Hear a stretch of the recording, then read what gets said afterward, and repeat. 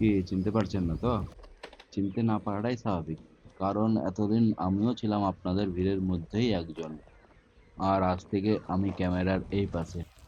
Bike নিয়ে এই যে পথ চলা শুরু হলো, এই পথেই হবে আপনাদের সাথে আমার নিয়মিত দেখা।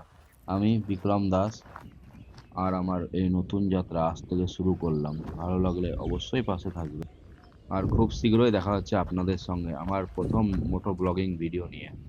তো ততক্ষণের জন্য সবাইকে টাটা, রাধে রাধে।